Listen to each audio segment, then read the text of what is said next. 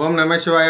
ఓం నమో నారాయణాయ. శ్రీమాత్రే నమః. మాస్టర్ జ్యోతిషానికి స్వాగతం. మరిన్ని విలువైన వీడియోల కోసం నా ఛానల్ సబ్స్క్రైబ్ చేయండి, లైక్ చేయండి, షేర్ చేయండి.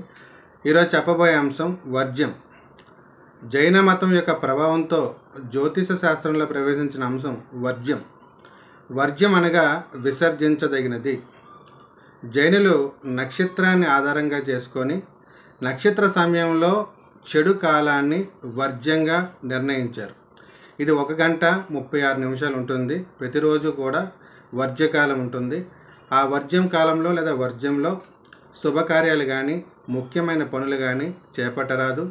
ఎందుకు చేపట్టరాదంటే అది కొంచెం విఘ్నాలని ఇబ్బందుల్ని కలుగజేసే సమయం కాబట్టి ఆ సమయాన్ని విసర్జించాల్సిందిగా ఆచారంలో జైన్లు పాటించారు. అది జ్యోతిష్ శాస్త్రంలో ఇతర పండితులు కూడా దాన్ని అంగీకరించి ముందుకు నడిపించడం ద్వారా పంచాంగంలో వర్జ్యం అనేది ప్రధానమైంది.